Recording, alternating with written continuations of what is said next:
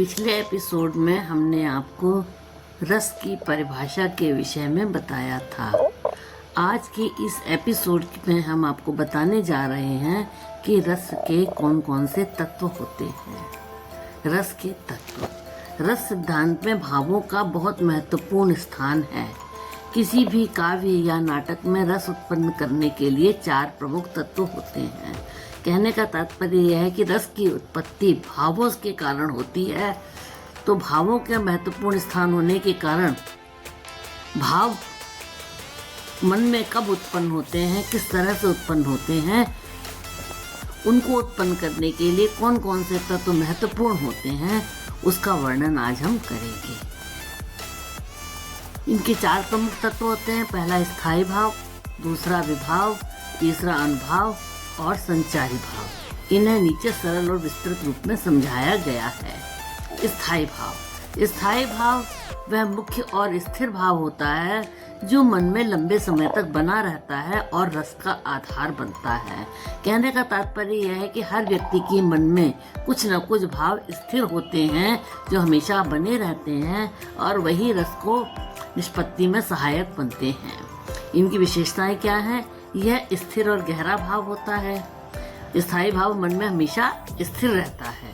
काव्य में यही रस के रूप में प्रकट होता है और हर रस का एक स्थायी भाव अवश्य होता है। कहने का तात्पर्य है कि हमारे मन में बहुत से भाव हमेशा बने रहते हैं और ये बने हुए जो भाव हैं यही अनुभाव और संचारी भावों से लिप्त होकर के रस में परिणित हो जाते हैं। हर रस का एक अलग से स्थायी भाव होता है। जैसे रति का अर्थ होता है प्रेम। हर एक व्यक्ति के मन में प्रेम का भाव होता है, इससे श्रृंगार रस की उत्पत्ति होती है। हंसी का भाव हमेशा मन में रहता है। परिस्थितियों वश यह हास्य रस में परिणित हो जाता है। वीरता, उत्साह हर एक व्यक्ति के मन में होता है। परिस्थितियां पाकर के ये वीर रस में परिणित हो जाता है। जैसा राम का सीता के प्रति प्रेम, यहाँ प्रेम एक स्थायी भाव है जो परिस्थितियों वश प्रेम श्रृंगार रस में बदल जाता है। इसी प्रकार से हंसी और उत्साह आदि भी परिस्थितियों वश रस में परिणित हो जाते हैं। दूसरा है विभाव। विभाव वे कारण या परिस्थिति होती हैं जिनसे स्थायी भाव जागृत होता है। विभाव क्या होता है? जिन परिस्थितियों को देखकर स्थायी भाव जागृत होता है। जैसे कि अभी कोई सांप आ जाता है तो हमारे मन में डर का भाव जागृत हो जाता है, तो वो जो सांप का आना है वो विभाव कहलाएगा। अब विभाव 2 प्रकार के होते हैं। पहला आलम्बन विभाव, जिसके अंदर भाव उत्पन्न होता है वो आलम्बन विभाव होता है। उद्दीपन विभाव जो भाव को और बढ़ाता है, अर्थात चारों तरफ की जो परिस्थितियां होती हैं वो उद्दीपन विभाव होते हैं। अब जिसके मन में होता है वो आलम्बन कहलाता है। जैसे कि अगर कोई शेर आता है तो हमारे मन में भाव जागृत होगा, इसलिए हम जो हैं वो आलम्बन होंगे और उसका दहाड़ना जो है वो उद्दीपन कहलाएगा, क्योंकि उसकी वजह से मन में विभाव जागृत हो रहा है। उदाहरण देखिए, आलम्बन नायक नायिका, उद्दीपन चांदनी रात, फूल, सुगंध आदि। जैसे सीता को देखकर राम के मन में प्रेम जागा और देखा किसको? सीता को देखा, तो सीता के कारण प्रेम जगा, इसलिए सीता आलम्बन विभाव हो गई। अब चारों तरफ का वातावरण उद्दीपन विभाव हो गया, क्योंकि सीता को जब देखा तो उस समय चांदनी रात थी, फूलों की सुगंध आ रही थी, जिस तरह की भी परिस्थितियां थी उनको देख कर के प्रेम का भाव जागृत हुआ।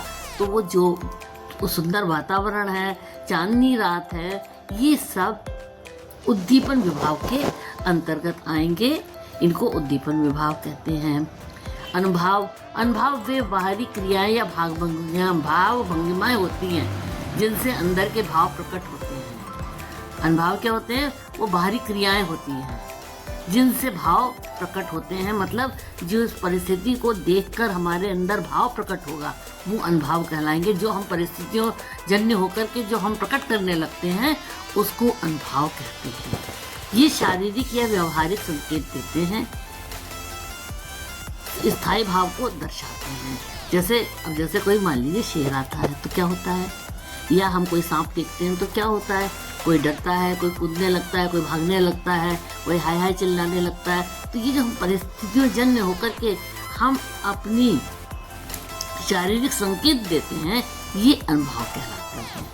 जैसे उदाहरण है मुस्कुराना, आंसू आना, आंखें झुकना आदि। प्रेम में मुस्कुराना और लज्जा से आंखें झुकना, ये अनुभव है। जब यदि किसी के प्रति प्रेम होता है तो क्या होता है, प्यार प्यार से मुस्कुराया जाता है, देख देख करके लज्जा आती है तो आंखें भी झुकने लगती हैं। तो ये अनुभव होते हैं, ये हमारे शारीरिक गतिविधियों को दिखाते हैं। हमारी शारीरिक गतिविधियों के द्वारा समझ में आते हैं कि क्या हम प्रकट कर रहे हैं। संचारी भाव, संचारी भाव वे अस्थायी और सहायक भाव होते हैं जो कुछ समय के लिए आते हैं और फिर समाप्त हो जाते हैं। कहने का तात्पर्य है कि संचारी भाव पानी के बुलबुले के समान होते हैं, उत्पन्न भी होते हैं और लुप्त भी हो जाते हैं। ये स्थायी भाव को मजबूत करते हैं, ये बदलते रहते हैं।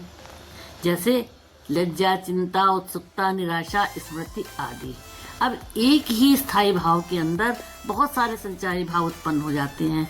जैसे प्रेम स्थायी भाव है, इसके साथ लज्जा, उत्सुकता, चिंता आदि संचारी भाव आते हैं। अब कहीं प्रेम है तो लज्जा भी आती है, कुछ जानने की उत्सुकता भी होती है और प्रेमी के प्रति चिंता आदि का भाव भी आता है। और लेकिन कभी कभी ये भाव आते भी हैं और गायब भी हो जाते हैं, इसलिए इनको संचारी भाव कहते हैं। कहने का तात्पर्य यह है कि इन चारों भावों के मिलने से ही रस की निष्पत्ति होती है। अगले भाव में हम लोग विभिन्न प्रकार के रस के विषय में जानकारी प्राप्त करेंगे। धन्यवाद।